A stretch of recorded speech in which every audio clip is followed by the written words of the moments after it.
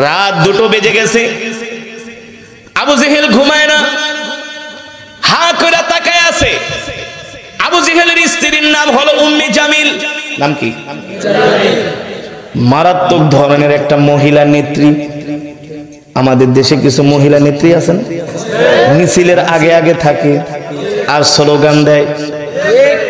ঠিক আবু জেহেলের স্ত্রী ছিল এই টাইপের উম্মে জামিল। অনেক সাহসী একটা নারী, বুদ্ধিমতী নারী, চালাক নারী, রাজনীতি করত।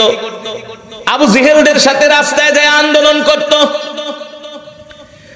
রাত 2টা বাজে, আবু জেহেল ঘুমায় না, হা করে তাকায় আছে। উম্মে জামিল বলে, আবু জেহেল ঘুমান না কেন? রাত 2টা বাজে। আবু জেহেল মনে মনে বলে, রাত 2টা বেজে গেছে, তার মানে ভাতিজা মোহাম্মদ বাইতুল্লাহ আইসা এখন কোরআন তেলাওয়াত করতেছে।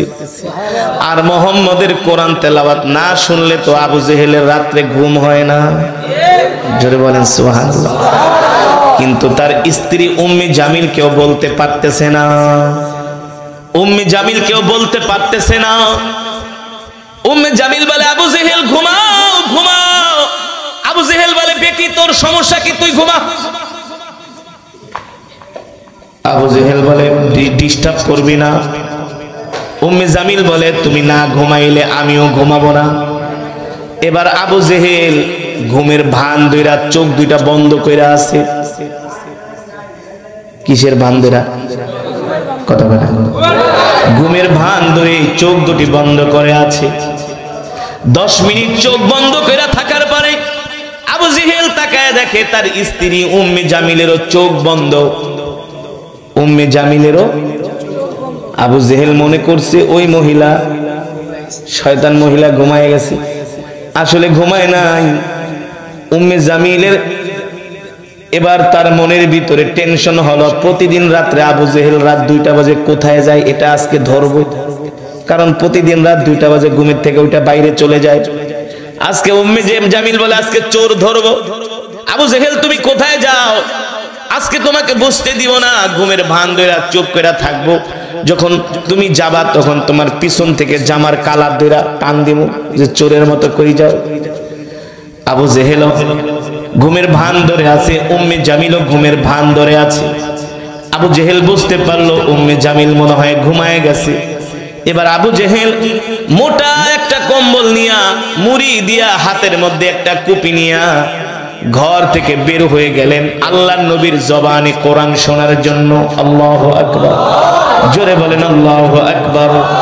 এবার আবু জেহেল যখন ঘরের দরজার যখন নখ খুললেন, ঠাস করে একটা আওয়াজ হলো। আওয়াজের কারণে আবু জেহেলের স্ত্রীর উম্মে জামিলের ঘুম ভেঙে গেল। দেখে আবু জেহেল কম্বল মোড়া দিয়া হাতের মধ্যে কুপি নিয়ে ঘর থেকে বের হয়ে যাচ্ছে। পিছন থেকে উম্মে জামিল বলে, তাআল ইয়া আবা জাহেল, তাআল ইয়া আবা জাহেল, উদখুল, ঘরে ঢোকো। এত রাতে তুমি ঘর থেকে বের হচ্ছ, কারণ কি? আবু জেহেল বলে, বেটি ঘুমা, আমার বাইরে কাজ আছে। উম্মে জামিল বলে, রাত 2টা বাজে তোমার কি কাজ? আমি নেতা মানুষ, বুঝোস না? আমি নেতা মানুষ, বুঝোস না? বলে, রাত 2টা বাজে নেতা গো আবার কি কাম থাকে? মদ খাওয়া, গাঁজা খাওয়া ছাড়া। ঠিক কিনা বলেন? উম্মে জামিল কয়, তোমার তো স্বভাব চরিত্র ভালো না, রাত 2টা বাজে আবার কোন ঘরে যায় ঢুকবা? আবু জেহেল কয়, সিসি, এইভাবে বলো না, ভালো কাজে যাচ্ছি। আসলেই তো ভালো কাজ। কথা কয় না? কোরআন শোনা কি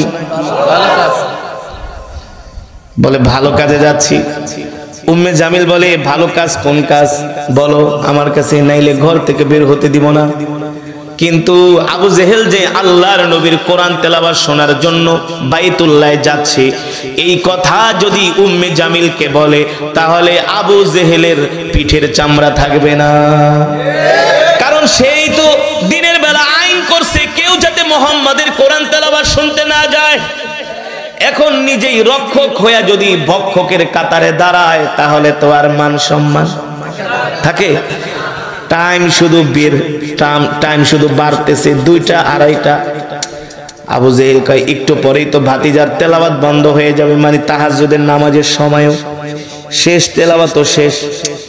উফ, মহিলা খুব ডিস্টার্ব করতেছে, এ বেডি তুই ঘুমা। কয় না, কোথায় যাইবা সত্যি করে বলো। কয় বিশ্বাস কর ভালো কামে যাইতেছি। কয় না, তোমার চরিত্র কিন্তু অত ভালো না, তোমারে আমি চিনি। স্ত্রীর গোপন জিনিস কি বেশি জানে? কত কানা। আর স্বামীর গোপন জিনিস কে বেশি জানে? স্বামী কোন চরিত্রের মানুষ এটা স্ত্রী ছাড়া আর কেউ জানে না, ঠিক কিনা বলেন? উম্মে জামিল কয় তোমার চরিত্র ভালো না, রাত 2টা বাজে কই যাইতেছে? আবু জেহেল কয় মিথ্যা অপবাদ দিস না, ভালো কাজে যাইতেছি। ভালো কাজে? কিন্তু আবু জেহেলকে উম্মে জামিল বলে না বলা পর্যন্ত ঘর থেকে বের হতে দিব না। আবু জেহেল কয় ধরা খায়া গেছি, চালাক মহিলার হাতে ধরা খায়া গেছি। এবার আবু জেহেল বলে শোনো, তোমাকে আমি সত্যি কথা বলি, তুমি কাউকে বলবা না। যদি বলো গো তাহলে কিন্তু তোমার স্বামীর নেতাগিরি আর মক্কায় টিকবে না। উম্মে জামিল বলে ঠিক আছে আবু জেহেল বলেন সত্যি করে কোথায় যান প্রতিদিন রাত 2টা বাজে? উম্মে জামিল বলে আবু জেহেল সত্যি করে বলেন রাত 2টা বাজে কোথায় যান? আবু জেহেল বলে প্রিয়তমা স্ত্রী, তুমি আমার প্রিয়তমা, তোমার সাথে মিথ্যা কথা বলবো না, সত্যটা বলে দিচ্ছি, কিন্তু এই কথা তুমি মক্কার কোনো মানুষকে বলবা না। উম্মে জামিল বলে বলবো না, ওয়াদা করলাম। ও প্রিয়তমা স্ত্রী শোনো, যেই দিন থেকে ভাতিজা মোহাম্মদ বাইতুল্লাহ কোরআন পড়ে সেই দিন থেকে আমি প্রতিদিন তোমার থেকে না বলে গোপনে গোপনে লুকিয়ে আমি ভাতিজা মোহাম্মদের কোরআন তেলাওয়াত বাইতুল্লাহর পাশে দাঁড়ায়া শুনি। বাইতুল্লাহর পাশে মোহাম্মদের তেলাওয়াত না শুনলে আমি আবু জেহেল রাত্রিবেলা ঘুমাইতে পারি না। আল্লাহু আকবার। এই স্ত্রী আমার ভাতিজা মোহাম্মদের কণ্ঠটা এত সুন্দর, তার কোরআনের তেলাওয়াত এত সুন্দর। মোহাম্মদকে আমরা শুধু মিথ্যা তাকে কবি বানাই, মিথ্যা বলি সে কবি। আসলে মোহাম্মদ কবি না, আমার বাবাও কবি ছিলেন, দাদাও কবি ছিলেন, 14 গোষ্ঠীও কবি ছিলেন রে স্ত্রী। মোহাম্মদ যেটা তেলাওয়াত করে এটা কোনো মানুষের কাব্য হতে পারে না, মানুষের কোনো বানানো কবিতা হতে পারে না। মোহাম্মদের কোরআন তেলাওয়াত শুনি না, আমার কাছে মনে হয় এটা হলো আল্লাহর জবানের কালাম।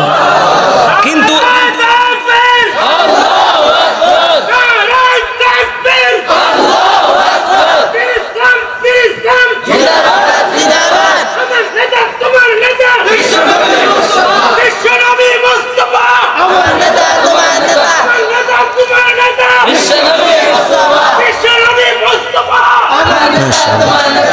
মাশাআল্লাহ। এবার আবু জেহেল বলে স্ত্রী শোনো, আমি যে ভাতিজা মোহাম্মদের কোরআন তেলাওয়াত শুনতে যাই এই কথা তুমি মক্কার কোন মানুষকে বলো না, কারণ আমি তো এর বিরুদ্ধে আইন পাশ করছি। এখন যদি মক্কার মানুষ জানে আমি গোপনে মোহাম্মদের কোরআন শুনতে যাই, তাহলে তো মক্কার মানুষ আমাকে নেতা মানবে না, ফুলের মালার পরিবর্তে আমার গলায় জুতার মালা দিবে। উম্মে জামিল বলে স্বামী গো, তোমারও যেই রোগ আমারও একই রোগ, আমিও তো মোহাম্মদের কোরআন তেলাওয়াত না শুনলে ঘুমাইতে পারি না। আমি তো বাইতুল্লাহ যায় শুনি, তুমি কেমনে শোনো? আমি যাইয়া মোহাম্মদের ঘরের পাশে দাঁড়ায় শুনি। স্বামী গো, এত সুন্দর কোরআন তেলাওয়াত, মোহাম্মদের কণ্ঠ শুনলে আমি পাগল হয়ে যাই। আল্লাহু আকবার। ছোটবেলায় আমি নবাবপুরে এক মসজিদে তারাবি নামাজ পড়াইতাম, পুরান ঢাকায়। কোন জায়গায় নাম শুনছেন? গুলিস্তানের পাশে নবাবপুর রোড, যেখানে বাংলাদেশের সবচেয়ে মেশিনারি ব্যবসা, সেই নবাবপুরে আমি আরো 25 বছর আগে আমি কোরআন সেখানে খতমে তারাবি পড়াইতাম। তখন আমার বয়স ছিল মাত্র 8 থেকে 9। আমি সব সময় হাতে একটা ছোট কোরআনুল কারীম রাখতাম, কারণ ওই সময় তো আর আধুনিক মোবাইল ছিল, অ্যাপস ছিল না। কোরআন সব সময় একটা কোরআন কপি আমার হাতে থাকতো। আমি প্রতিদিন যখন ইফতারির আগে মসজিদে যাইতাম তারাবি নামাজের উদ্দেশ্যে ইফতারি করতে, প্রতিদিন একটা হিন্দু মহিলা রাস্তায় দাঁড়ায় থাকতো। পুরান ঢাকায় কিন্তু অনেক হিন্দু আছে, অনেক হিন্দু। একটা মহিলা আমার ডাক দিয়েছে, হাফিজ সাহেব এদিকে আহেন, আপনি গিয়ে মসজিদে তারাবি পড়াননি কে? শোনেন, আপনি যে তারাবি নামাজে কোরআন শরীফ পড়েন, আমার বাসা কিন্তু মসজিদের লগে, আমি প্রতিদিন আপনার ঘর থেকে তেলাওয়াত শুনি। জোরে কোন সুবহানাল্লাহ। বিশ্বাস করেন, প্রতিদিন আপনার কোরআন তেলাওয়াত শুনি। একজন হিন্দু মহিলা, বয়স হবে প্রায় 50-এর উপরে, বয়োবৃদ্ধ একজন মহিলা। এই কথা শুনে আমার চোখ দিয়ে অশ্রু চলে আসলো। আমি মনে মনে দোয়া করলাম, আল্লাহ যেহেতু সে কোরআনকে মহব্বত করে, কোরআন ভালো লাগে, আল্লাহ আপনি তাকে হেদায়েত দিয়ে দেন। আর জোরে বলেন সুবহানাল্লাহ। মক্কার কাফেরেরাও জানতো আমার নবী যেই কোরআন পড়ে, এই কোরআন হলো সত্য কোরআন। ঠিক কিনা বলেন? এই কোরআন হলো আল্লাহর জবানের কালাম। কিন্তু মক্কার কাফেরেরা জানার পরেও তারা কোরআন মানতো না। এর কারণ হলো তারা বাপ দাদার ধর্মের মধ্যে চুনকালি দিতে চাইতো না। ঠিক কিনা বলেন? এই কারণে তারা জানতো আল্লাহর নবী সত্য নবী, আল্লাহর কোরআন সত্য কোরআন। বাংলাদেশের অনেক মুসলমান হইয়াও তারা আলেমদের বিরোধিতা করে কি করে না?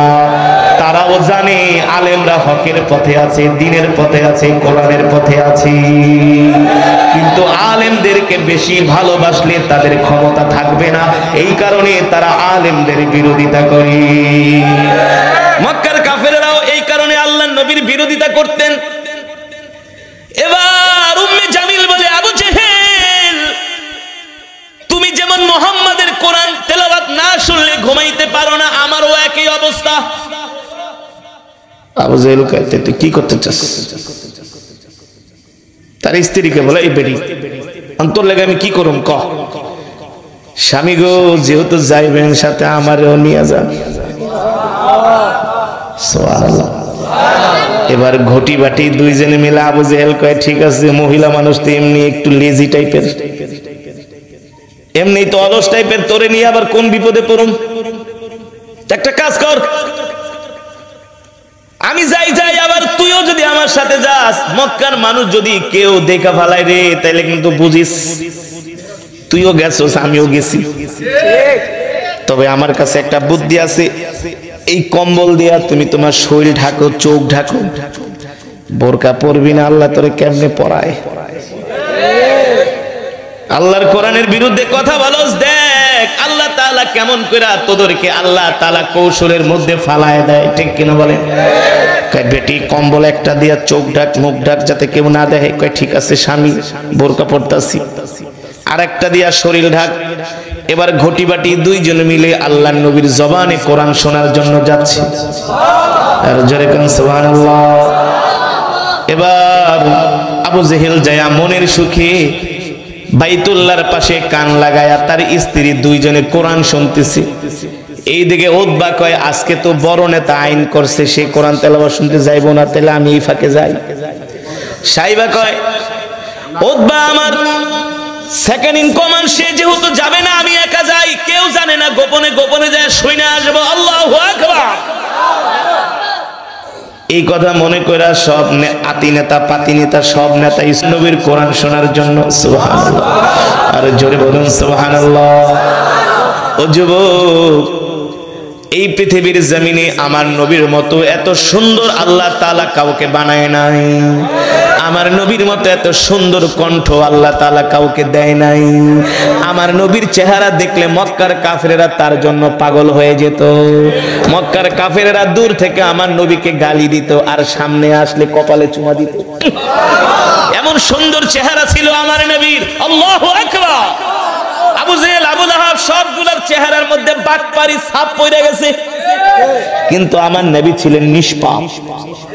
আমার নবী ছিলেন বেগুনা মাসুম। ঠিক কিনা বলেন? আমার নবীকে আল্লাহ তাআলা যে সৌন্দর্য দান করছে, পৃথিবীর কোন মানুষকে, কোন পয়গম্বরকে এত সুন্দর করে বানায় নাই। আমার নবীকে আল্লাহ তাআলা এমন কণ্ঠ দান করছে। আমার নবী হলেন রাহমাতুল লিল আলামিন। ঠিক কিনা বলেন? ওয়ামা, আমার সাথে সবাই পড়েন, ওয়ামা আরসালনাকা ইল্লা রাহমাতাল লিল আলামিন। আল্লাহু আকবার। আল্লাহ তাআলা বলেন, নবী আমি আল্লাহ আপনাকে সমগ্র বিশ্ববাসীর জন্য রহমত করে বানাইছি, পাঠাইছি। আল্লাহু আকবার। আমার নবীর কণ্ঠ শুনলে মক্কার নারী পুরুষ সবাই পাগল হয়ে যেত। আল্লাহ তাআলা আমার নবীকে এমন একটা শ্রুতি মধুর কণ্ঠ দান করেছিলেন। আবু জেহেল, আবু লাহাব, তার স্ত্রী উতবা, সাইবা একজন মনে মনে বলে আজকে মনে হয় ও যাবে না আমি যাই, আর একজনে বলে সে যাবে না আমি যাই।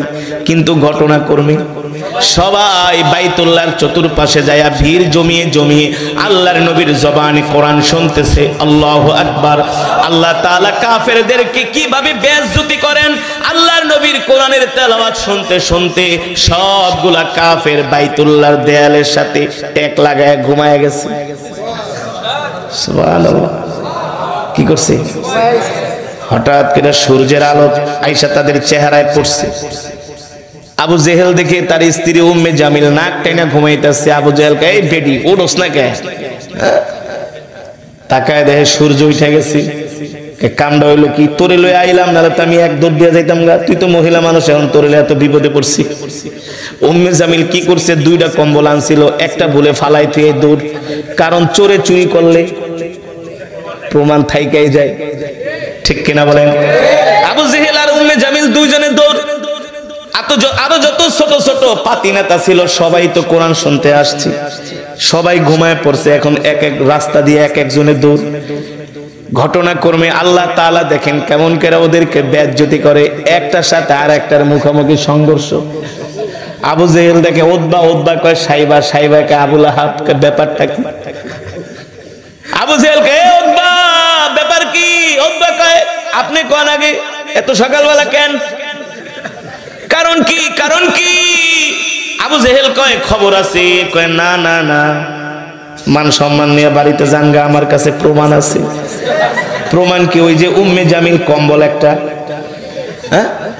কম্বল একটা ফালাইছে, সেই কম্বল নিয়ে উতবা তার কাছে রাইখা দিছে। আবু জেহেল যদি বেশি বাড়াবাড়ি করে তাইলে একেবারে ফাঁস করে দিব, গোপন তথ্য ফাঁস, ঠিক কিনা বলেন? আবু জেহেল খেপে গেছে। উতবা কয় মান সম্মান নিয়ে বাড়িতে জানগা, নাইলে কিন্তু একেবারে ইজ্জত পাঞ্চার করে দেন। কয় এত বড় সাহস? কয় নেতা এই যে দেখেন এটা কি? দেখে আবু জেহেলের বোর কম্বল উতবার হাতে। আবু জেহেল কয় এখানে এখন বাড়াবাড়ি করলে লোকজন জমে যাইব গা, মায়ের 2 ঘন্টা পরে খামিটা এখনই খাইতে হবে। তার মানে ইজ্জত নিয়ে বাড়িতে যায়। কারণ আবু জেহেল তো ছিল আবাল হেকাম, জ্ঞানের বাবা। আবু জেহেল ছিল বুদ্ধিমান বলে ওর সাথে এখন চিলাচিলি করে লাভ নেই, আগে বাড়িতে যাই। একজনের সাথে আরেকজনের সরাসরি সংঘর্ষ। আবু জেহেল কা যা যা, আমাদের সারা আর যাতে কেউ না জানে, আমরা নেতারা আসছি, যদি জনগণ যাই না যায় তাহলে কিন্তু জনগণের বাদ আমরা ফিরাতে পারবো না। সব আয়েশা মুহাম্মদের বাড়ির সামনে বাইতুল্লাহর সামনে ভিড় জমাবে, ঠিক কিনা বলেন? এবার আবু জেহেল তার স্ত্রী উম্মে জামিলকে নিয়ে বাড়িতে চলে গেছে। এবার যায় স্ত্রীর ধমকায়, কে বেটি কইছিলাম না তুই আমার সাথে যাবি না? তুই যাওয়ার কারণে কম্বল ফালাই আইছস, তোর কম্বল উতবার কাছে, আমার কি মান সম্মান আছে নাকি? তুই কেন আমার সাথে গেলি? আমার মান সম্মান নষ্ট করলি। উম্মে জামিলকে আবু জেহেল পায়ে ধরতেছি, রাগ করেন না, তবে সলিউশন একটা আছে। মহিলা মানুষ তো, মহিলা মানুষের ষড়যন্ত্র, মহিলা মানুষের চক্রান্ত কঠিন। শক্তিশালী পুরুষকেও তারা দুর্বল করে ফেলে, কোমল কণ্ঠ দিয়া, নরম ভাষা দিয়া বলে স্বামী মাইরেন না, আমার কাছে বুদ্ধি একটা আছে। আপনি নাস্তা টাস্তা খায়া তাড়াতাড়ি উতবার বাড়িতে যান, যাই আবার মুখ বন্ধ করেন যাতে কাউকে না বলে। আবু জেহেল বলে ঠিক আছে, যেহেতু ভুল কইরা ফেলাইছো, ধরা খেয়ে গেছি, একটা সমাধান বের করতেই হবে।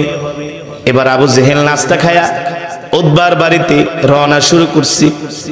আবু জেহেল হলো মক্কার সবচেয়ে বড় নেতা, সবচেয়ে বড় প্রভাবশালী নেতা। আবু জেহেল যখন উতবার বাড়িতে গেছে, উতবা বলেন আহলান ওয়া সাহলান মারহাবান বিকুম ইয়া আমিরুনা, লিডার আসেন। আজকে গরিবের বাড়িতে হাতির পাড়া, কারণ তো বুঝলাম না। আবু জেহেল কয় এমনি এমনি আসি নাই রে, বিপদে পড়ে আসছি।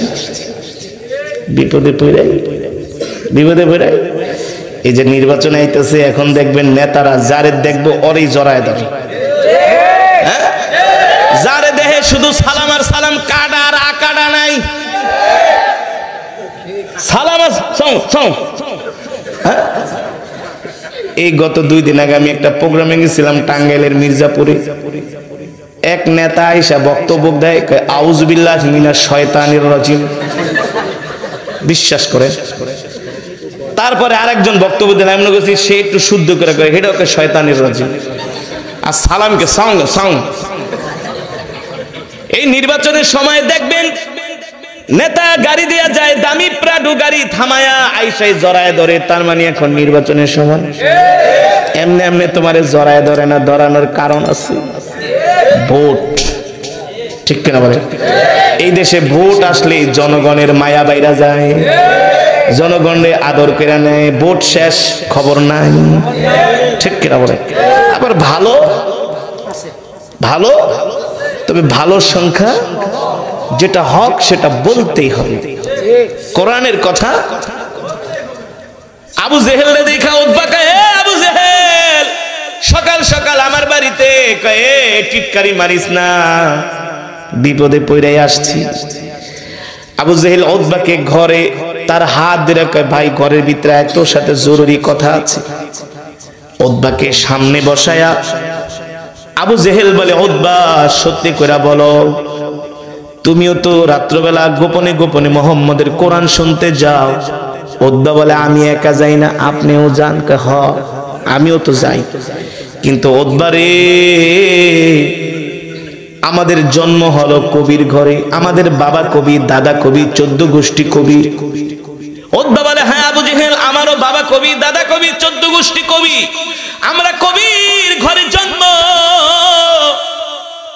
আবু জেহেল বলে, শোন, আমরা মুহাম্মদের বিরুদ্ধে এত ষড়যন্ত্র করি, চক্রান্ত করি, কোনোভাবে আমরা মুহাম্মদকে দমাইতে পারি না।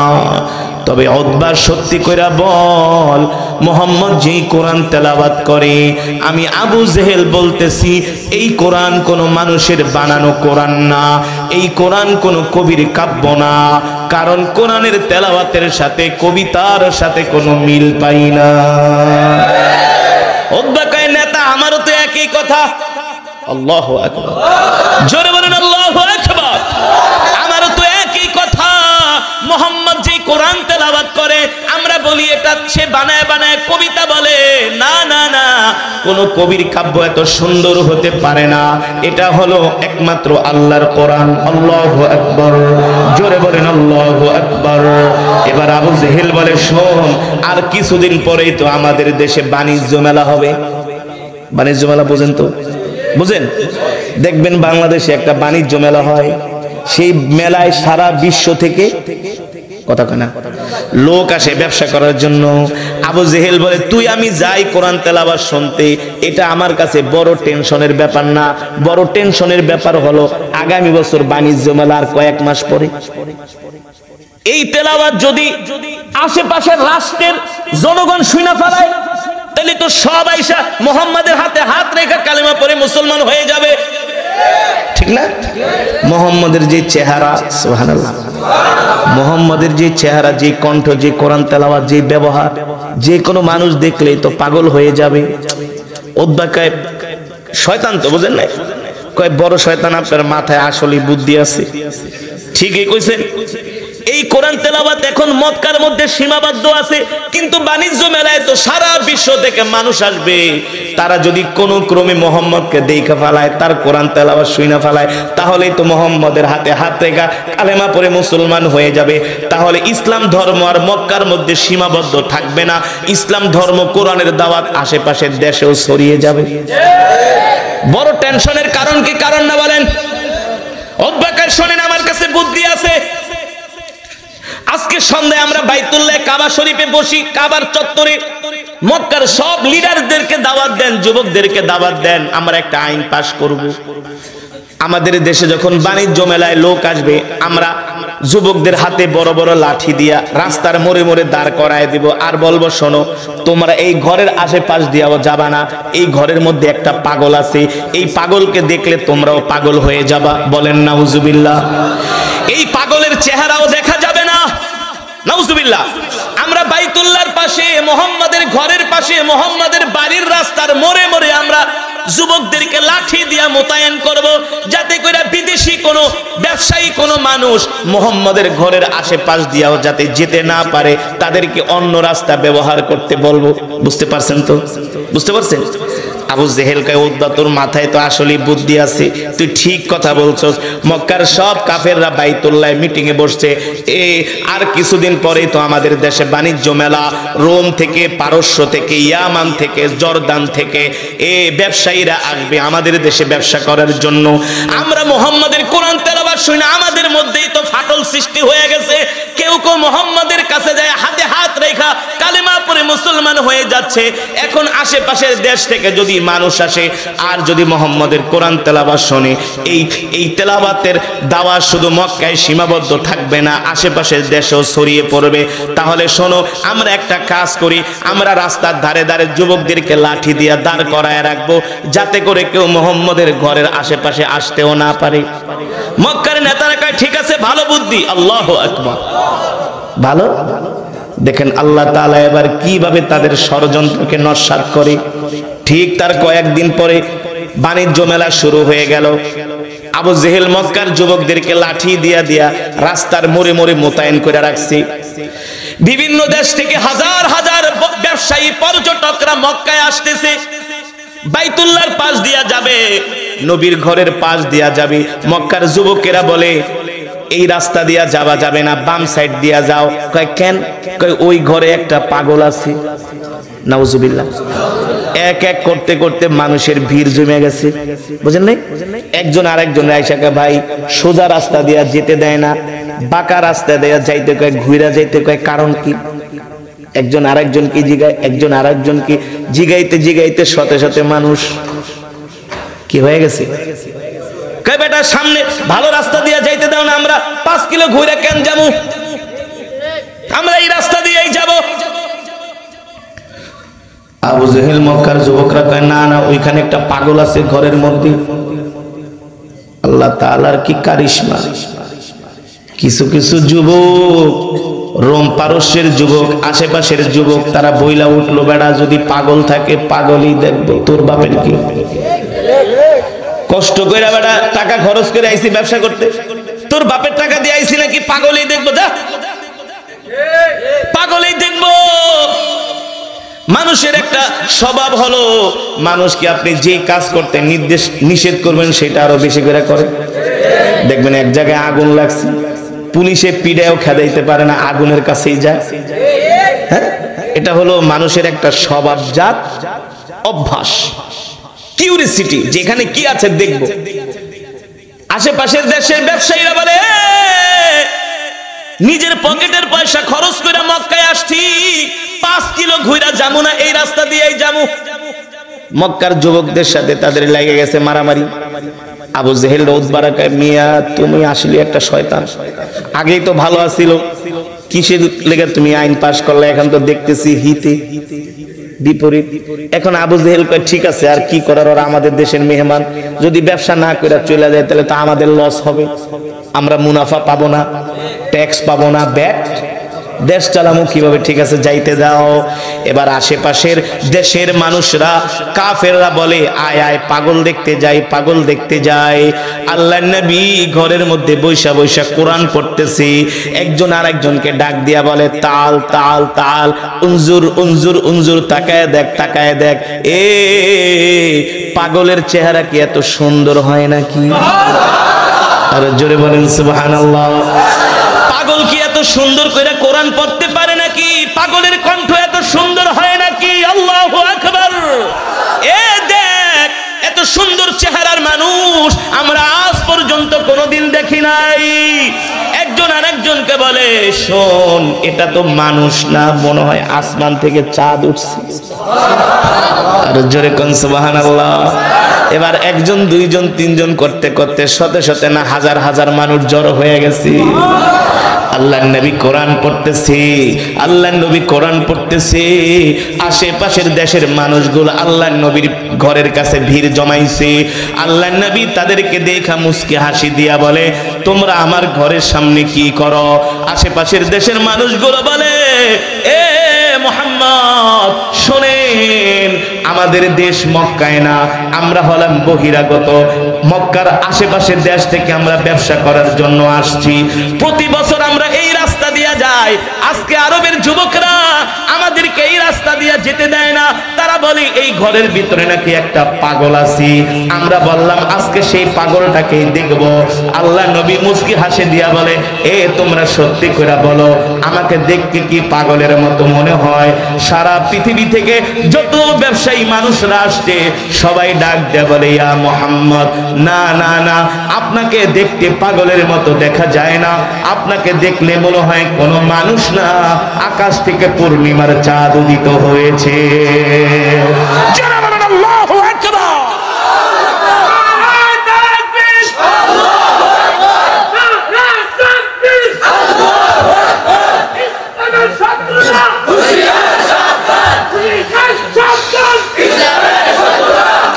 আল্লাহর নবী কোরআনুল কারীমের তেলাওয়াত করতেছে। এবার মানুষ কয়, মুহাম্মদ আরেকটু পড়ো। সুবহানাল্লাহ।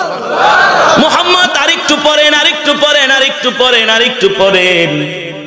আল্লাহর নবীর কোরআন তেলাওয়াত শুনে কিংকতর নীরবতা পালন করতেছি। মানুষগুলা চাতক পাখির মতো তাকায় তাকায় আল্লাহর নবীর তেলাওয়াত শুনতেছি। আর জোরে কোন সুবহানাল্লাহ, আরে জোরে বলেন সুবহানাল্লাহ। যখন তেলাওয়াত শেষ হয়ে গেল, আল্লাহর নবী বলে, শোনো, আমি তোমাদেরকে একটা দাওয়াত দিতে চাই। আশেপাশের দেশের মানুষরা বলে, মুহাম্মদ আপনি আমাদেরকে কি দাওয়াত দিবেন? দাওয়াত দেন। বলে, শোনো, আমি হলাম আল্লাহ তাআলার প্রেরিত রাসূল, আমি হলাম নবী, আমি যেটা তেলাওয়াত করতেছি এটা হলো আল্লাহর জবানের কালাম। আল্লাহ তাআলা আমাকে নবী বানায় দুনিয়াতে পাঠাইছে। আমি চাই তোমরা আমার হাতে হাত রেখে কালেমা পড়ে মুসলমান হয়ে যাবে। আল্লাহু আকবার। আল্লাহ তাআলা তাদের উপর এমন খুশি হয়ে গেলেন, এমন হেদায়েত দিলেন, ওই মজমার মধ্যে শত শত যুবক আল্লাহর নবীর হাতে হাত রেখে সাথে সাথে কালেমা পড়ে মুসলমান হয়ে বাতিল দূর হয়ে যাবে। এই জমিনে হক প্রতিষ্ঠিত হবে ইনশাআল্লাহ, ইনশাআল্লাহ।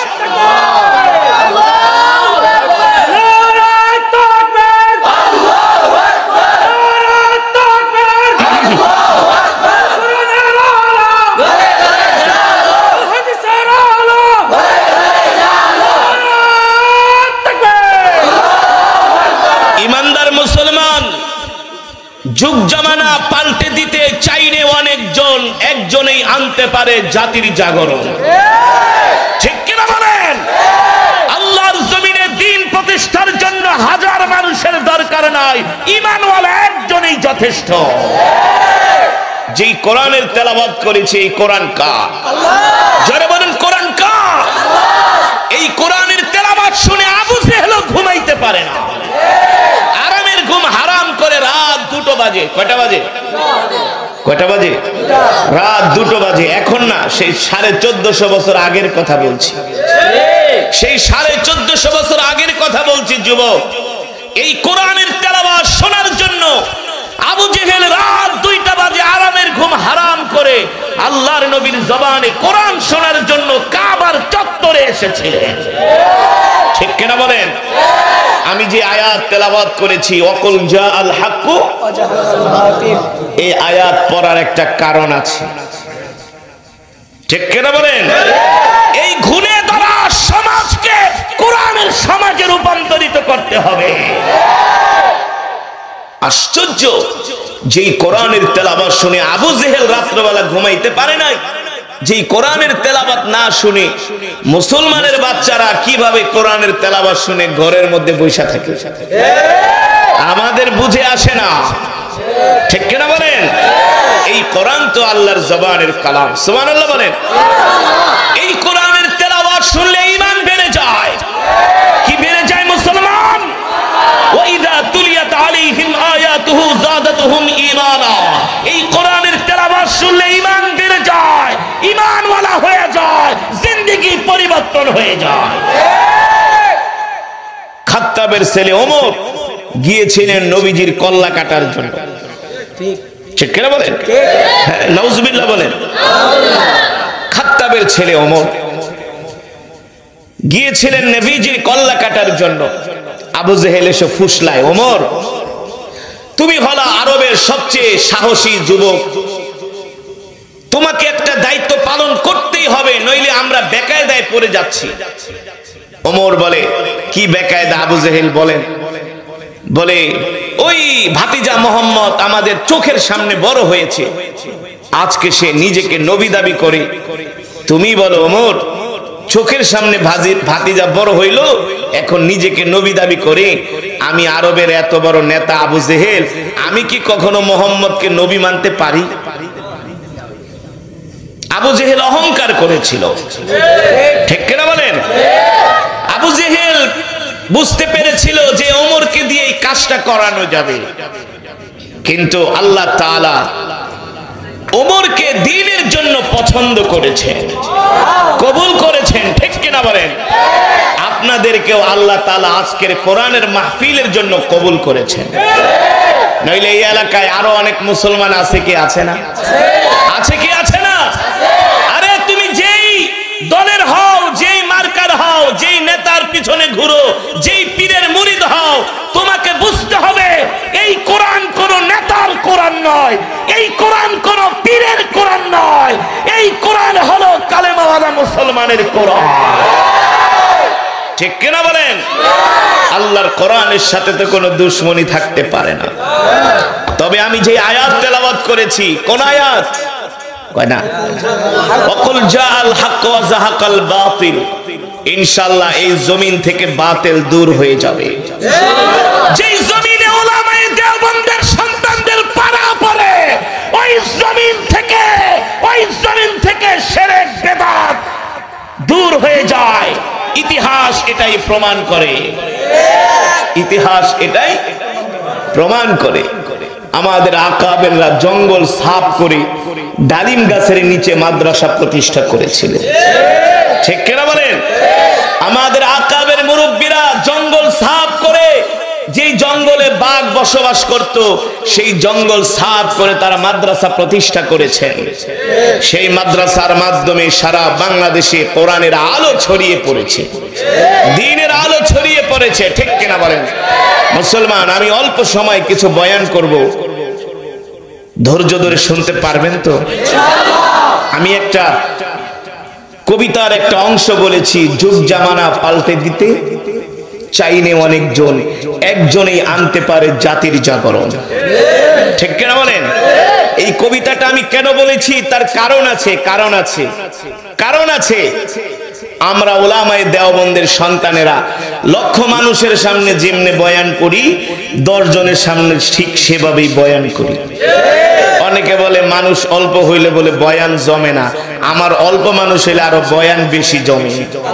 আমার টার্গেট হলো এখান থেকে কয়েকজনকে আমাকে দ্বীনের জন্য তৈরি করতে হবে, যে কোরআনের তেলাওয়াত শুনে ঈমান জিন্দা হয়ে যাবে।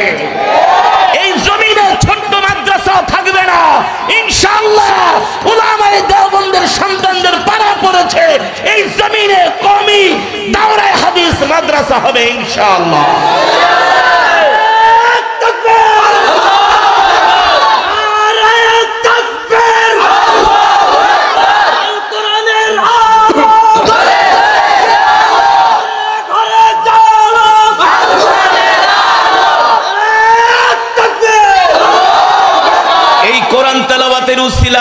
এই জমিন চমকে যাবে ইনশাআল্লাহ। এই মাদ্রাসা দাওরায়ে হাদিস হবে, এই এলাকায় হাজার হাজার ছাত্র পড়বে। লিখে রাখেন, বলে গেলাম ইনশাআল্লাহ। কোনদিন ইতিহাসের পাতায় লেখা থাকবে, কেউ বলবে যারা ছোট আছে 20, 30, 50 বছর পরে, যে মাদ্রাসার মাহফিলে একজন কোরআনের নগণ্য খাদেম আসছিলেন, তিনি বলে গেছেন এই জমিন চমকে যাবে ইনশাআল্লাহ। চমকানোর মালিক কে? চমকানোর মালিক কে? আপনারা সেই দিন ইতিহাসের সাক্ষী হয়ে থাকবেন ইনশাআল্লাহ। আমি কিছু জানবাজ ইমানদার মুজাহিদ চাই, আল্লাহ কবুল করুন বলি আমিন। আরো জোরে সরে বলি আমিন। বাতিল যতই শক্তিশালী হোক না কেন, বাতিলের যত অর্থবিত্ত থাকুক না কেন, বাতিলের যত জনবল থাকুক না কেন, হক যখন আসে রব হকের উছিলায়, আলোর উছিলায় অন্ধকার দূর করে দেয়। আবু জেহেল ছিলেন বাতিল, আমার নবী ছিলেন হক। আবু জেহেল আমার নবীকে ঘর থেকে বের হতে দেয় নাই, আমার নবীকে কোরআনের দাওয়াত দিতে দেয় নাই। আমার নবী যখন কোরআন পড়তেন, আবু জেহেলরা মক্কার যুবকদের ডেকে ডেকে বলতো, তালু ইয়া শাবাব, চালাউ ইয়া শাবাব, ইসমা কালামি, শোনো আমার কথা, আমি আবু জেহেল তোমাদের নেতা বলছি। মুহাম্মদ যখন কোরআন পড়বে, মুহাম্মদ কোরআন তেলাওয়াতের সময়, মুহাম্মাদের কোরআন তেলাওয়াতের সময় তোমরা জোরে জোরে কথা বলবা, তোমরা এমন আওয়াজ করবা যাতে মুহাম্মাদের কোরআন তেলাওয়াতের আওয়াজ কোনো মানুষের কানে না পৌঁছায়। যদি কোনো মানুষের কানে পৌঁছায় তাহলে মক্কার কাফেররা কালেমা পড়ে মুসলমান হয়ে যাবে, আমার আবু জেহেলের নেতাগিরি থাকবে না। কিন্তু আবু জেহেল কোরআনের দাওয়াতকে বন্ধ করতে পেরেছে। জোরে বলেন আল্লাহ রাব্বুল আলামিন কোরআনুল কারীমের মধ্যে সেই কথাই বলেন, وقال الذين كفروا لا تسمعوا لهذا القرآن والغوا فيه لعلكم تغلبون। আল্লাহ রাব্বুল আলামিন বলেন, নবী, মক্কার কাফেররা ষড়যন্ত্র করেছিল, চক্রান্ত করেছিল। আপনি যখন কোরআন তেলাওয়াত করবেন, মক্কার কাফেররা কোরআন তেলাওয়াত পছন্দ করত না, তার আওয়াজ করত, চিল্লাচিল্লি করত, হট্টগোল করত, মানুষের কানে কোরআনের দাওয়াত, কোরআনের আওয়াজ পৌঁছে দিতে চাইতো না। তারা কোরআনের আয়াতের বিরুদ্ধে, তেলাওয়াতের বিরুদ্ধে, আওয়াজের বিরুদ্ধে তারা বাধা সৃষ্টি করত। নবী আপনি শুনে রাখেন, তারা যতই বাধা সৃষ্টি করুক না কেন, ষড়যন্ত্র করুক না কেন, এই কোরআন দুনিয়ার কোন মানব রচিত কোরআন নয়, এই কোরআন হলো আল্লাহর জবানের কালাম। আল্লাহর নবী যখন কোরআন পড়তেন, মক্কার কাফেরেরা আল্লাহর নবীর ঘরের পাশে কাউকে আসতে দিত না। কেন জানেন? কাফেরেরা কাউকে ঘরের পাশে আসতে দিত না। এখন বর্তমানে মুসলমানরা কোরআনের মজমায় আসে না, উল্টা হয়ে গেছে, ঠিক না? কাফেরেরা আসতে দিত না, আর এখন মুসলমান মুসলমানকে ডাকে, মুসলমান আসে না, গাঁজা খায়, দোকানে বৈশা চা খায় আর বাংলা সিনেমা দেখে 3 ঘন্টা লাগায়া, কোনো কষ্ট লাগে না। কথা বলেন, রাত 3টা পর্যন্ত জেগে জেগে ফুটবল খেলা দেখে, কোনো কষ্ট লাগে না। আর্জেন্টিনা ব্রাজিলের মেসির পতাকা লাগাইতে যায়, গাছ থেকে ছাদ থেকে পয়রা মইরা যায়, কোনো কষ্ট লাগে না। আর কোরআনের মজমায় আসতে চায় না, মসজিদে আসতে চায় না, দ্বীনের মাহফিলে আসতে চায় না। এর কারণ হলো মুসলমানের অন্তর মরে গেছে, অন্তরের মধ্যে মরিচিকা পড়ে গেছে, ঠিক কিনা বলেন? এই অন্তরকে যদি পরিশুদ্ধ করতে হয়, ওয়ানুনাজ্জিলু মিনাল কুরআন মা হুয়া শিফাউ ওয়া রাহমাতুল লিল মুমিনিন, ওয়ানুনাজ্জিলু মিনাল কুরআনি মা হুয়া শিফাউ ওয়া রাহমাতুল লিল মুমিনিন ওয়া লা ইয়াজিদুজ জালিমিনা ইল্লা খাসারা। ওই মরিচা পড়া অন্তরকে পরিশুদ্ধ করার জন্য, ওই শক্ত অন্তরকে নরম করার জন্য আল্লাহর কোরআনের তেলাওয়াত ছাড়া আর কোনো মেডিসিন নাই, ঠিক কিনা বলেন? তুমি গান শুনবা, তোমার অন্তর মরে যাবে। জোরে বলেন, বয়ান চলবে, যতক্ষণ বয়ান চলবে ময়দান কাঁপবে। রাজি আছেন? ইমানি শক্তি আছে তো? মোনাজাত না দিয়া কেউ বাড়িতে যাব না ইনশাআল্লাহ। আমার গতকালের লাইভটা দেখেন, গতকালকের মাহফিলে কম হলো 20,000 লোক হয়েছে, 20,000। লাইভটা দেখাবো, 20,000 আমার পেজে ঢোকেন। আজকের মাহফিলে ওই লোকের 10 ভাগের 1 ভাগও নাই, কিন্তু আমার বয়ানের জোশ কি কমে গেছে? না, কারণ আছে। অন্তরে ব্যথা নিয়ে বয়ান করছি, টার্গেট নিয়ে বয়ান করছি। বললাম তো এই হয়ে যাবে, কোন ঢোল তবলা থাকবে না, মিউজিক থাকবে না। এই কোরআনের মানুষগুলো হবে সবচেয়ে দ্বীনওয়ালা, ঈমানওয়ালা। ইনশাআল্লাহ, ইনশাআল্লাহ এলাকার প্রতিটা ঘর থেকে হক্কানি আলেম জন্ম নিবে ইনশাআল্লাহ। মনে রাখবেন, যারা মানুষকে বিভ্রান্ত করে ঢোল তবলা মিউজিক দিয়া, কিছুদিন পরে ওদের অস্তিত্ব থাকবে না, থাকতে পারে না, পারে না। কেন পারে না? যা করছো তো করছো, সামনে আগামীতে বিশ্ব হবে মুসলমানের বিশ্ব। ইমাম মাহদী আসতেছে ইনশাআল্লাহ, ইমাম মাহদী আসতেছে। পৃথিবীর প্রতিটা ইঞ্চি ইঞ্চি মাটিতে কোরআনের পতাকা উড়বে, কালেমার পতাকা উড়বে, কালেমার পতাকা ইনশাআল্লাহ। আজ থেকে 100 বছর আগে 1723 সনে খেলাফত বিলুপ্ত হয়েছিল। বর্তমানে এটা কত সন? 2000। হ্যাঁ, তার মানে ওসমানীয় খেলাফতের 100 বছর পতন শেষ হয়ে গেছে। 100 বছর পর পর পৃথিবীতে পরিবর্তন হয়। পৃথিবী কি হয়? এই 100 বছর মুসলমান মার খাইছে, 100 বছর মুসলমান আর মুসলমান মার খাবে না। এখন মুসলমান ঘুরে দাঁড়াবে। পৃথিবীর শুরুতেও ছিল মোল্লারা, শেষেও থাকবে মোল্লারা। তোমরা কয়দিন আসছো, খাইবা দাইবা ফুর্তি করবা, শেষ হয়ে যাইবা। ইনশাআল্লাহ কোরআনের রাজ সারা পৃথিবীতে কায়েম হবে। নাস্তিক মুরতাদরা পৃথিবীতে টিকতে পারে নাই, পারবেও না। তোমাদের ষড়যন্ত্রের বিরুদ্ধে আল্লাহ পাল্টা ষড়যন্ত্র করে, আল্লাহ পাল্টা কৌশল গ্রহণ করে তোমাদের ষড়যন্ত্রকে নস্যাৎ করে দিবে ইনশাআল্লাহ।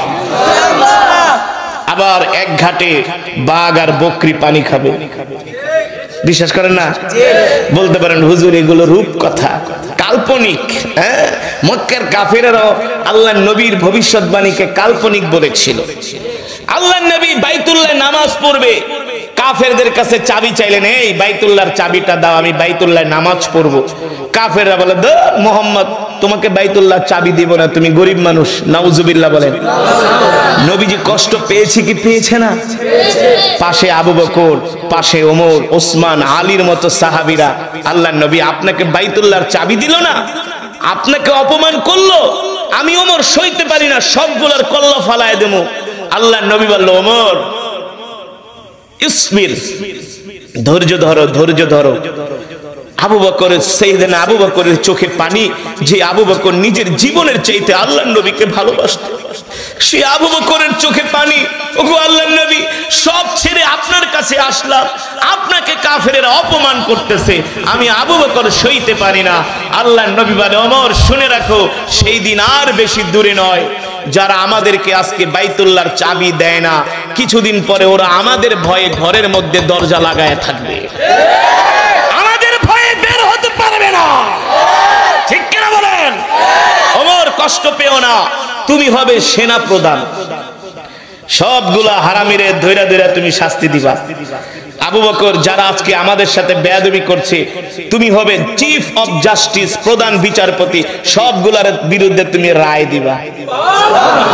সাহাবায়ে কেরাম বললেন, আল্লাহর নবী বুঝলাম না। বলে, বুঝো না, আর বেশি দিন দূরে নয়, এই মক্কার শাসন ক্ষমতা আমাদের হাতে চলে আসবে। সাহাবীরা আল্লাহর নবীর জবানে এই কথা শুই না, তারা আর টিকতে পারে নাই, ইমানের জোশ বাইরে গেছে। কারণ চন্দ্রের আলো মিথ্যা হতে পারে, সূর্যের আলো মিথ্যা হতে পারে, আমার নবীর জবানের কথা কোনোদিন মিথ্যা হতে পারে না। ঠিক কেন বলেন? সাহাবীরা ঠিকই বুঝতে পেরেছিলেন মক্কার ক্ষমতা আমাদের হাতে আসছে। টু দা টুমরো ইনশাআল্লাহ। সাহাবীরা যায় আবু জেহেলকে বলে, এই আবু জেহেল্লা, এই আবু লাহাব, উতবা, সাইবা, আবু লাহাব, ওলীদ ইবনে মুগিরা, তোরা আমাদেরকে বাইতুল্লাহর চাবি দেস নাই, আর বেশি দিন দূরে নয়, কিছুদিন পরে পুরো বাইতুল্লাহর ক্ষমতা আমাদের হাতে চলে আসবে। আমি আবু বকর হব বাইতুল্লাহর প্রধান বিচারপতি, সেই দিন বিচার করব তোদের সবগুলাকে। হযরত ওমর বলে, সবগুলারে ঘরের থেকে ঘাড় ধরে ধরে টাইনা বের করুন, সবগুলারে শায়েস্তা করুন। কাফেরেরা কয়, ভাত খাইতে ভাত পাও না, সিরা কাথায় ঘুমায় লাখ টাকা স্বপ্নে দেখো, যাও মিয়া ঘর নাই দুয়ার লাগায় ঘুমাও, হ্যাঁ? রাস্তায় বাইরে যেতে পারো না আমগো মাইরের ডরে, আর তোমাদের হাতে মক্কার ক্ষমতা আসবে না। আল্লাহু আকবার, জোরে বলুন আল্লাহু আকবার। আল্লাহ তাআলা আমার নবীর হাতে মক্কার ক্ষমতা তুলে দিয়েছিলেন কি দিয়েছিলেন না? জোরে বলুন, জোরে বলুন। 10,000 সৈন্য নিয়ে আমার নবী মক্কা বিজয় করেছিলেন। জোরে বলেন সুবহানাল্লাহ। মুসলমান যুবক, আল্লাহ রাব্বুল আলামিন কোরআনুল কারীমের মধ্যে ওয়াদা করেছেন, নবী আমি আল্লাহ কোরআনুল কারীমের মধ্যে ওয়াদা করলাম, ওয়াদাল্লাহুল্লাযীনা আমানু মিনকুম ওয়া আমিলুস সলিহাতি লা ইস্তাখলিফান্নাহুম ফিল আরদ কামা ইস্তাখলাফাল্লাযীনা মিন ক্বাবলিহিম। আমি আল্লাহ ওয়াদা করলাম। নবী দুনিয়ার মানুষদেরকে বলে দেন, আমার বান্দাদেরকে বলে দেন, যদি আমার বান্দারা মুমিন হয়, নেককার হয়, তারা যদি নেক আমল করে, তারা যদি আল্লাহর গোলামি করে, আল্লাহর ইবাদত করে, আমি আল্লাহ ওয়াদা দিলাম, আমি আল্লাহ সারা পৃথিবীর ক্ষমতা মুসলমানদের হাতে তুলে দিব। আল্লাহ ওয়াদা করেছেন মুমিনদের হাতে আল্লাহ তাআলা পৃথিবীর ক্ষমতা তুলে দিবে। আল্লাহু আকবার। পৃথিবীর জমিনে বর্তমানে একটাই রাষ্ট্র আছে, যেই রাষ্ট্রের ম্যাক্সিমাম মানুষ হলো মুমিন। কোন রাষ্ট্র? আল্লাহু আকবার। কোন রাষ্ট্র? আফগানিস্তান। আর তেলাওয়াত আমরা শুনি, তালেবানদেরকে ডাক দিয়া তাদের সাথে অনেক কথা বললাম। বলে ভাই, আমরা 20-30 বছর যুদ্ধ করার কারণে আল্লাহ আজকে আমাদেরকে পৃথিবীর রাষ্ট্র ক্ষমতা আমাদের হাতে তুলে দিয়েছে। বলে আফগানিস্তানে কোরআনের আইন প্রতিষ্ঠা হওয়ার কারণে রাস্তার দোকানগুলা, মার্কেটের দোকানের শাটার গুলো খোলা থাকে, মানুষ তো দূরের কথা, কোনো শয়তানও যাওয়ার সাহস পায় না। জোরে বলেন আল্লাহু আকবার। আফগানিস্তানের রাস্তায় যদি রাত 2টা বাজে কোনো মহিলা একা একা বের হয়, কোন যুবক ছেলে তো দূরের কথা, কোন শয়তানও তার সামনে যায় দাঁড়ানোর সাহস পাবে না। কিসের কারণে? আরো জোরে বলুন। সারা পৃথিবীর অর্থনীতিতে ধস নামছে, আর আফগানের মুদ্রাগুলোর দাম বাড়তেছে। বাড়ায় বলছি, বানায় বলছি, মিথ্যা বলছি? এমনকি আমেরিকার ডলারকে তারা এখন টেক্কা দিতেছে। এবছর আফগানিস্তানে যেমন ফসল হয়েছে, পৃথিবীর ইতিহাসে এত ফসল কোনদিন আফগানিস্তানে হয় নাই। আফগানিস্তানের জমিন থেকে এত ফসল বের হচ্ছে, আফগানের মানুষ বলে কোনদিন এত ফসল বের হয় নাই, কোনদিন গাছে এত ডালিম ধরে নাই, কোনদিন গাছে এত আম ধরে নাই, কোনদিন গাছে এত আঙ্গুর ধরে নাই। আল্লাহু আকবার। কোনদিন গাছে এত জাফরান ধরে নাই। কিভাবে ধরবে? আল্লাহ তাআলা বলছে, তোরা যদি আমার গোলাম হয়ে যাস, তোরা যদি মুমিন হয়ে যাস, আমি আল্লাহ ওয়াদা দিলাম, মাটি ভেদ করে নিচ থেকে আমি আল্লাহ তোদের জন্য শুধু বরকত বের করে দিব। আল্লাহু আকবার। আমি আল্লাহ তোমাদের ফসলের ভিতরে বরকত দিব, আমি আল্লাহ তোমাদের ঘরের মধ্যে বরকত দিব। আল্লাহু আকবার। তবে শর্ত হলো মুমিন হতে হবে। আল্লাহ কোরআনের ভিতরে বলছেন, আমি তোমাদের দেশের ভিতরে বরকত দিব, সমাজের ভিতরে বরকত দিব, ঘরের ভিতরে বরকত দিব, কিন্তু শর্ত হলো তোমাদের মুমিন হতে হবে। ঠিক কিনা বলেন? এবার বলেন, আমরা মুমিন নাকি কুমিন? আমরা মুমিন নাকি কুমিন? বাংলাদেশের ম্যাক্সিমাম মুসলমান হলো কুমিন আর মুনাফিক। বাংলাদেশের 18 কোটি মুসলমান থাকলে এর মধ্যে 16 কোটি হলো মুনাফিক। কিভাবে বলবো? আচ্ছা বলেন তো, আপনাদের মসজিদে জুমার নামাজি কয় রাকাত, কয় কাতার মুসল্লি হয়? হ্যাঁ, জোরে কোন? একজন বলে 3 কাতার, 2.5 কাতার, আর একজন বলে পুরা মসজিদ ভরে। ঠিক না?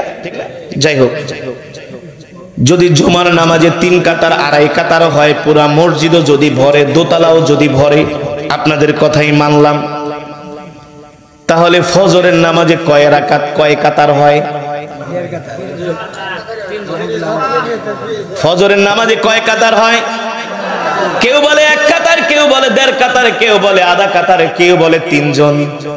ঠিক কিনা বলেন? রাসূলের হাদিস, যারা ফজরের নামাজ পড়ে না তারা হলো মুনাফিক। যারা ফজরের নামাজ পড়ে না তারা হলো মুনাফিক, ঠিক কিনা বলেন? আর যেই সমাজের মধ্যে সুদ বেড়ে যায়, কি বেড়ে যায়? যেই সমাজের মধ্যে ঘুষ বেড়ে যায়, যেই সমাজের মধ্যে জিনা ব্যভিচার বেড়ে যায়, যেই সমাজের মধ্যে চুরি ডাকাতি বেড়ে যায়, যেই সমাজের মধ্যে অন্যায় অপরাধ বেড়ে যায়, ওই সমাজের মধ্যে ওই দেশের মধ্যে কোনো বরকত থাকে না। এবার বলেন বরকত আছে না গেছি? কয় হুজুর 1000 টাকা নিয়ে বাজারে গেল, কোনো কুল কিনারা পাই না। কথা বলেন, 1000 টাকা নিয়ে বাজারে গেল, 4 জন মানুষের বাজার হয় না, ঠিক কিনা বলেন? বরকত নষ্ট হয়ে গেছে। কারণ কি? কারণ কি? আমরা আল্লাহর হুকুম ছেড়ে দিয়েছি। যেভাবে করে ফজরের নামাজ, যেভাবে করে জুমার নামাজে মুসল্লি হয়, এইভাবে যদি প্রত্যেকটা এলাকার মসজিদে ফজরের নামাজেও মুসল্লি হয়, আল্লাহর কসম করে বলি বাংলাদেশে কোনো অভাব থাকবে না, অনটন থাকবে না, মারামারি কাটাকাটি হানাহানি থাকবে না, ঠিক কিনা বলেন? যে জমিনের মধ্যে কোরআনের রাজ কায়েম হয়ে যায়, ওই জমিনের মধ্যে কোনোদিন অশান্তি থাকতে পারে না। এখন কোরআনের রাজ কায়েম হবে তো দূরের কথা, হক কথা বলাও এখন মুশকিল হয়ে যায়। তবে যারা হক্কানি আলেম, তারা হক কথা বলতে যায় আল্লাহ ছাড়া কারো সামনে মাথা নত করে না। যেমন করে আমার নবী আবু জেহেলের সামনে মাথা নত করে নাই, আবু লাহাবের সামনে মাথা নত করে নাই, ঠিক কিনা বলেন? হক আল্লাহর জমিনে প্রতিষ্ঠিত হবে, কেউ দমায়া রাখতে পারে নাই, পারবেও না। উদাহরণ দিব আল্লাহ তাআলা কিভাবে হককে প্রতিষ্ঠা করে, উদাহরণ দিব। হ্যাঁ, তাহলে কেউ ওঠাউঠি করবেন না ইনশাআল্লাহ। আমরা শেষ মোনাজাত দিয়ে বাড়িতে যাব। ফিলিস্তিনি মুসলমানদের জন্য আমরা দোয়া করে বাড়িতে যাব। রাজি আছেন ইনশাআল্লাহ? দেখি আপনাদের ঈমানের পাওয়ার কেমন আছে। আশেপাশের যারা এখনো চায়ের দোকানে আর কম্বলের ভিতরে বৈশা বাংলা সিনেমা ফেসবুক চালাইতাছে, ওরা যাতে বুঝতে পারে এখানে কিছু মুমিন আছে, মুমিন, এখানে কিছু মুমিন আছে, এখানে কিছু কোরআনের পাগল আছে, আল্লাহর গোলামেরা আছে, ঠিক কিনা বলেন? কোরআনের মাজমা জান্নাতের বাগান। এটা কিসের বাগান? যতক্ষণ বসবেন আল্লাহ তাআলার অগণিত রহমতের ফেরেশতারা আমাদের জন্য মাগফিরাতের দোয়া করতে থাকে। মুসলমান, এবার বলি দেখেন কিভাবে আল্লাহ তাআলা তার জমিনে দ্বীনকে প্রতিষ্ঠা করে, হককে প্রতিষ্ঠা করে। কাফের, মুশরিক, বেঈমানরা, মুনাফিকরা যতই ষড়যন্ত্র করুক না কেন, তারা কখনো আল্লাহর দ্বীনকে মিটাই দিতে পারবে না, আল্লাহর কোরআনকে তারা মিটাই দিতে পারে নাই, পারবে না। সুবহানাল্লাহ বলেন। আল্লাহর নবী যখন কোরআন পড়তেন, মক্কার যুবকেরা আল্লাহর নবীর কোরআনের তেলাওয়াত শোনার জন্য পাগল হয়ে যেত। সুবহানাল্লাহ। আবু জেহেল মিটিং এ বসলো, মুহাম্মাদের কোরআন তেলাওয়াত যাতে কেউ শুনতে না পারে একটা ব্যবস্থা করো। কি ব্যবস্থা করা যায়? বলে একটা আইন পাশ করো, আজ থেকে কারফিউ জারি করা হলো। 144 ধারা, কেউ মুহাম্মাদের বাড়ির আশেপাশেও যেতে পারবে না। মুহাম্মদ বাইতুল্লাহ কোরআন পড়ে, সেখানেও কেউ যেতে পারবে না। যদি যায় তাহলে তার 10 বছরের জেল। কয় বছরের? দিনের বেলা আবু জেহেল তার নেতা খাতাদেরকে নিয়ে আইন পাশ করলো যাতে কেউ মুহাম্মাদের কোরআন তেলাওয়াত শুনতে না যেতে পারে। আল্লাহু আকবার। এবার রাত 2টা বাজে, পৃথিবীতে ছড়ায় পড়ছে। জোরে বলেন সুবহানাল্লাহ। ওয়া মাকারু ওয়া মাকারাল্লাহ ওয়াল্লাহু খায়রুল মাকিরিন। আল্লাহ তাআলা বলে নবী চিন্তা করবেন না, টেনশন করবেন না। মক্কার কাফেরেরা চায় যাতে করে আপনার তেলাওয়াত কোন মানুষ শুনতে না পারে। আমি আল্লাহ ওদের ষড়যন্ত্রের বিরুদ্ধে এমন কৌশল গ্রহণ করব, বিনা টাকায়, বিনা পয়সায়, বিনা মাইকিনে, ওদের টাকা ওদের অর্থ দিয়ে আমি কোরআনের দাওয়াত ছড়ায় দিব। কারণ ওরাই তো মানুষকে ডাইকা ডাইকা এদিকে হও, ওদিক দিয়া যাও। যদি কিছু না কইতো সবাই যার মনে চলে যেত, ঠিক কিনা বলেন? ওরাই তো বল্লার বাসায় কি করছে, ঢিল মারছে, ওরাই তো প্যাচ লাগাইছে। ইতিহাস বলে সেই মজমা থেকে প্রায় 400-র মতো যুবক আল্লাহর নবীর হাতে হাত রেখে কালেমা পড়ে মুসলমান হয়ে। এবার কোরআনের দাওয়াত আর মক্কায় সীমাবদ্ধ নাই, কোরআনের দাওয়াত আশেপাশের দেশগুলিতে ছড়িয়ে পড়েছে। মুসলমান, এই ইতিহাস থেকে আমরা কি শিখবো, কি শিক্ষা নিব? কোরআন আল্লাহর জবানের কালাম। এই কোরআন হলো আল্লাহর নবীর উপরে আল্লাহ নাজিল করেছেন। এই কোরআন হলো মুসলমানদের জন্য একটা গাইড বুক, ঠিক কিনা বলেন? একটা গাইডলাইন, একটা রোড ম্যাপ চলার জন্য।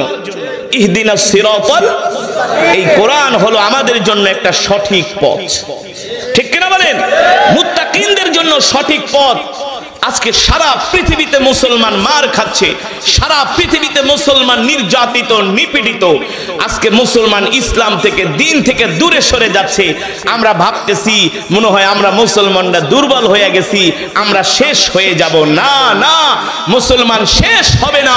ইন্না দীনা ইনদাল্লাহিল ইসলাম, আল্লাহ তাআলার কাছে মনোনীত ধর্ম হলো ইসলাম।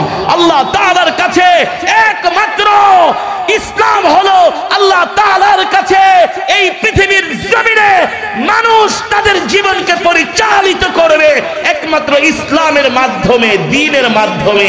আর এই দ্বীন কেউ পরাজিত করতে পারবে না, পারবে না।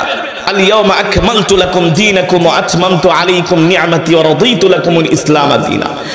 ইসলাম হলো একমাত্র কমপ্লিট জীবন ব্যবস্থার নাম।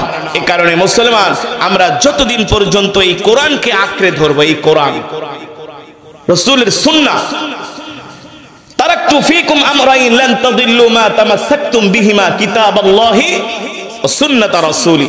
যতদিন পর্যন্ত আমরা কোরআনকে আঁকড়ে ধরবো, যতদিন পর্যন্ত আমরা রাসূলের সুন্নাহকে আঁকড়ে ধরবো, পৃথিবীর জমিনে আমাদেরকে কেউ পরাজিত করতে পারবে না। কিন্তু দুঃখের বিষয় হলো আজকে মুসলমানের ঘরে কোরআনের তেলাওয়াত নাই, মুসলমানের ঘরে কোরআনের তেলাওয়াত হয় না, মুসলমানের ঘরে হিন্দি গান বাজে, হিন্দি গান। আজকে এক একটা চায়ের দোকান মিনি সিনেমা হলে পরিণত হয়ে গেছে, ঠিক কিনা বলেন? এর থেকে আমাদের বের হয়ে আসতে হবে। জুমার নামাজে যেমন মুসল্লি হয়, ফজরের নামাজেও মসজিদে এমন মুসল্লি হতে হবে।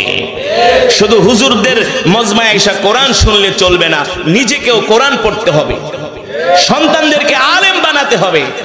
আজকে যে মাদ্রাসার উদ্যোগে মাহফিল, ইনশাআল্লাহ আমি কমিটিকে বলবো আপনারা সীসা ডালা প্রাচীরের মতো ঐক্যবদ্ধ হন।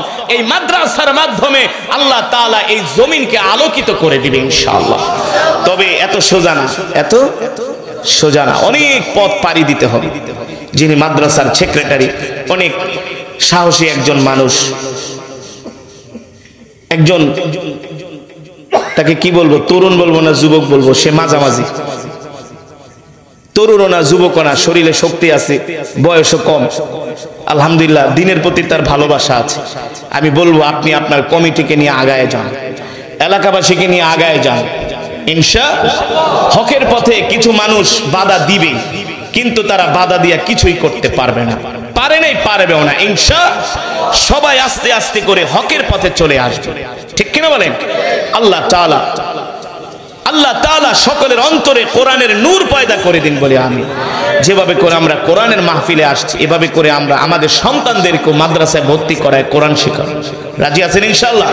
5 ওয়াক্ত নামাজ আমরা জামাতের সাথে আদায় করব, রাজি আছেন? আজ থেকে কে কে 5 ওয়াক্ত নামাজ জামাতের সাথে আদায় করবেন? হাত উঠে আল্লাহ তাআলাকে দেখায় দেন। লিল্লাহি তাকবীর। হাত সোজা করেন, সোজা করেন, মুমিনের মতো সোজা করেন, বলেন আল্লাহ। আরো জোরে বলুন আল্লাহ। আমাদের গুনাহগুলো মাফ করে দেন আল্লাহ, আমাদের জীবনটাকে ইসলামের জন্য কবুল করে নেন। 5 ওয়াক্ত নামাজ জামাতের সাথে আদায় করার তৌফিক দেন, বলি আমিন। হাত নামান। আজকে যে মাদ্রাসার উদ্যোগে মাহফিল, আপনারা এই মাহফিলে এসে খুশি নাকি বেজার? আরে রাত 12:30 বাজে, শীতের ভিতরে খুশি না হইলে কেউ থাকতেন না। আপনারা যারা ছিলেন এতক্ষণ পর্যন্ত, আপনারা ঈমানওয়ালা, কোরআন প্রেমিক, আল্লাহ কবুল করুন। আমরা এখনই দোয়া করব, কেউ টাউটি করবেন না, বসেন, আমরা একসাথে মোনাজাত দিয়ে বাড়িতে যাব। দোয়া হলো মুমিনের সবচেয়ে বড় অস্ত্র। দোয়া হলো মুমিনের সবচেয়ে বড় হাতিয়ার, ঠিক কিনা বলেন? এতক্ষণ যে বয়ান করেছি, এখন আরেকটা বয়ানের পাঠ, মাত্র 30 সেকেন্ড সময়। বলবো বলবো বলবো হ্যাঁ, ফিলিস্তিনে যুদ্ধ হচ্ছে, ঠিক কিনা বলেন? ইসরায়েলিরা ফিলিস্তিনি মুসলমানদেরকে মারতেছে। আমাদের উপরেও কিন্তু জিহাদ ফরজ হয়ে গেছে। আমরা জিহাদ করতে যেতে পারছি না, অস্ত্র দিতে পারছি না, সৈন্য দিতে পারছি না। এটা আমাদের দুর্বলতা, এটা আমাদের ঈমানের কমজোরি। কিন্তু হামাস মুজাহিদরা সারা পৃথিবীর মুসলমানদেরকে আহ্বান করতেছে, ও আমার মুসলমান ভাইরা, তোমরা আমাদেরকে অস্ত্র দিতে পারো না, সৈন্য দিতে পারো না, তোমরা আমাদের জন্য দোয়া করো। কি করো? আর একটা বিষয়, আমেরিকা ইসরায়েলি পণ্য বয়কট করো। কোন আমেরিকা ইসরায়েলি পণ্য কিনা, মুসলমানের জন্য কোন আমেরিকা ইসরায়েলি পণ্য ব্যবহার করা হারাম, কেনাও হারাম, ঠিক কিনা বলেন? আমরা আমেরিকান কোন ইসরায়েলি পণ্য আমরা কিনবো না ইনশাআল্লাহ। আমেরিকা ইসরায়েলের পণ্যের মধ্যে Coca-Cola, Pepsi, 7 up, Fanta, Mirinda, Lifebuoy সাবান, লাক্স সাবান, ক্লোজআপ, টুথপেস্ট, পেপসোডেন্ট, কোলগেট, ডাব সাবান, ডাব শ্যাম্পু, সানসিল্ক, বাটা জুতা, যেটা বাঙালিরা জুতা কিনলে বাটার কপালে জুতা মারি, কেউ বাটা জুতা কিনবো না, ঠিক কিনা বলেন? কেউ বাটা জুতা কিনবো না। কিনা ফালাইলে পারলে ফালায় দেন, পারলে আর একটা কিনেন। এটাও ইমানের একটা স্তর, ওদের প্রতি ঘৃণা প্রদর্শন, ঠিক কিনা বলেন? হ্যাঁ, কিন্তু নতুন করে আর কিনবেন না। কারো ঘরে কোনো ইউনিলিভারের মাল থাকবে না, ফেয়ার এন্ড লাভলি ক্রিম ব্যবহার করা যাবে না। পন্স সাবান, পন্স ক্রিম আছে না, এগুলো ব্যবহার করবেন না। প্রাণ আরএফএল জিনিস ব্যবহার করবেন না। বলতে পারেন হুজুর কেএফসি, আমরা গরিব মানুষ কেএফসি করতে গেলাম, এটি তো খাইলো হারাম টাকা দিয়া। গুলশান বনানীতে যারা থাকে ম্যাক্সিমাম কেএফসি এগুলো খাবেন না, এগুলো খাওয়া হারাম। আর অনেক আইটেম আছে, আপনারা গুগলে সার্চ দিয়া দেখে নেবেন, ফেসবুকে পাবেন। এতটুকুন করতে পারবেন ইনশাআল্লাহ? এতটুকুন করতে পারলে আমরা জিহাদের সমান, জিহাদের একটু সওয়াব পাবো। সমান তো প্রশ্নই আসে না, মানে একটু সহযোগী হব ইনশাআল্লাহ। এতে করে আল্লাহ তাআলা এই উসিলা আমাদেরকে মাফ করে দিতে পারে। এখন বলতে পারেন হুজুর, এই পণ্য বর্জন করলে ফিলিস্তিনি মুসলমানদের কি উপকার হবে? শুধু ফিলিস্তিন না, সারা পৃথিবীর মুসলমানদেরকে আমেরিকা ইসরায়েল জ্বালাইতেছে। বছরের পর বছর, দশকের পর দশক তারা সন্ত্রাসী করতেছে। এক এক দেশে তারা হামলা করে, মামলা করে, মুসলমানদের দেশ দখল করে, ঠিক কিনা বলে? তাদের পণ্যগুলো বর্জন করার কারণে এই 2 মাসে আমেরিকা ইসরায়েলের বিলিয়ন ডলার তাদের লস হয়েছে। যে ডলার দিয়া এই বাংলাদেশের মতো একটা দেশ তারা 30 বছর চালাইতে পারত। বুঝছেন? এবার তাদের অর্থনীতির দোষে পড়তেছে, দোষে। তাহলে আমরা ইনশাআল্লাহ পারবো না? শুধু এই এখন না, জীবনে যতদিন বাঁচবো, আমেরিকা ইসরায়েল আমাদের জানের শত্রু, প্রাণের শত্রু। ওদের কোনো পণ্য আমরা ব্যবহার করব না ইনশাআল্লাহ। আল্লাহ তাআলা আমাদের তৌফিক দান করুন। আজকের মাহফিলে এসে খুশি নাকি বেজার? আর আস্তে কোন, খুশি নাকি বেজার? বলি আলহামদুলিল্লাহ। আল্লাহ তাআলা এই মাদ্রাসাকে কবুল করুন, কমিটি বৃন্দকে কবুল করুন, অত্র এলাকার মুসলমানদেরকে কবুল করুন, যুব সমাজকে কবুল করুন। এলাকার প্রতিটা ঘরের মধ্যে কোরআনের নূর আল্লাহ তাআলা পয়দা করে দিন, বলি আমিন। প্রতিটা ঘরকে আল্লাহ তাআলা জান্নাতের বাগান বানায় দিন। আমরা এখনই দোয়া করব, দুরূদ শরীফ পড়েন। আল্লাহুম্মা সাল্লি আলা মুহাম্মদ ওয়া আলা আলি মুহাম্মদ কামা সাল্লাইতা আলা ইব্রাহিম وعلى آل إبراهيم إنك حميد مجيد اللهم بارك على محمد وعلى آل محمد كما باركت على إبراهيم وعلى آل إبراهيم إنك حميد مجيد سبحان الله وبحمده سبحان الله العظيم